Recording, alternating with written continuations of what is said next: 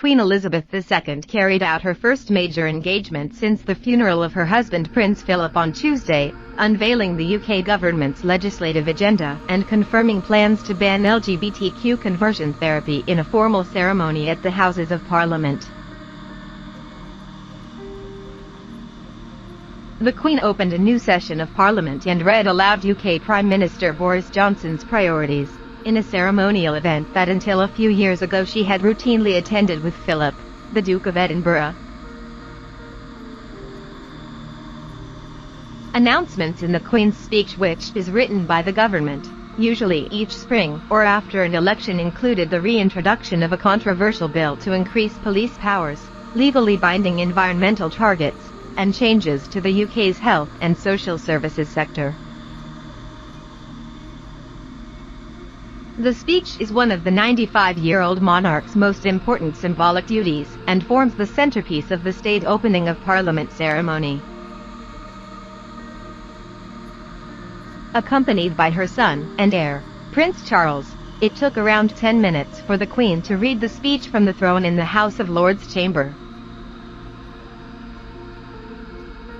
It was her first official engagement outside of Windsor Castle since the Duke of Edinburgh died aged 99 last month.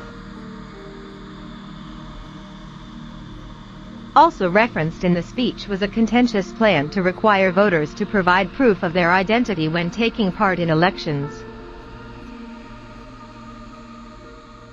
The government has said the move would reduce voter fraud, but critics from across the political spectrum have said such fraud is virtually non-existent and that the move would make it harder for poorer people to vote.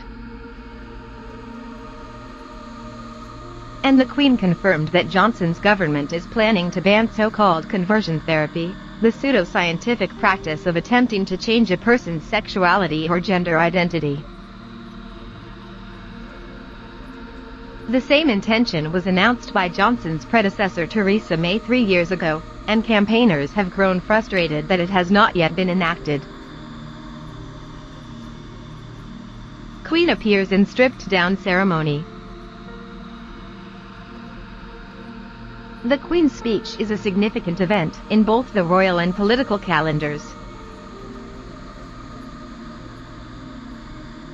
The monarch's appearance gave Britons an early glance of their Queen in her role since she became a widow. The actual contents of her speech, by contrast, set out the government's vision and are fiercely debated by lawmakers for days afterwards. The affair is usually an especially flamboyant one, but was scaled back in light of the pandemic. The horse-drawn carriage the monarch usually rides from Buckingham Palace was scrapped, and she did not wear the royal robe of state. Nonetheless, the ceremony was littered with much of its traditional pomp and pageantry. The Queen walked alongside her hefty imperial state crown, and Black Rod, who acts as the monarch's representative in Parliament, had the door to the Commons chamber slammed in her face as a gesture representing the independence of lawmakers. Prince Charles once again accompanied the Queen to the event, as he has done since Philip's retirement in 2017. Politically, the focus of the speech was Johnson's pledge to deliver a national recovery from the COVID-19 pandemic, including pledges to boost research, improve education, and accelerate the creation of housing. But much of the debate focused on plans to bring in a photo ID requirement at the ballot box. The Queen said the government would work to renew democracy and the Constitution and ensure the integrity of elections through new legislation. But Rosina Allen-Khan, the Labour Party's shadow minister for mental health, said the measure was unjust and will only make our country even more unequal. Conservative backbencher David Davis told The Independent earlier that it was an illiberal solution in pursuit of a non-existent problem. Johnson's agenda was unveiled after his Conservative Party enjoyed a set of convincing results at local elections across the UK last week. The party won a parliamentary by-election, a rare feat, after 11 years in government, and picked up council seats around England.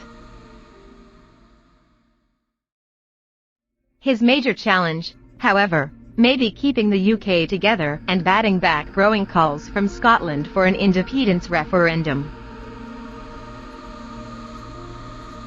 "My ministers will promote the strength and integrity of the Union," the Queen told Parliament, also promising moves to address the legacy of the past in Northern Ireland.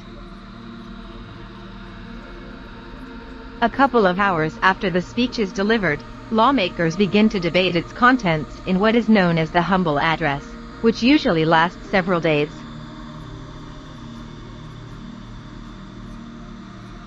Following the discussion, a vote is held, but that process will be essentially symbolic given Johnson's healthy parliamentary majority.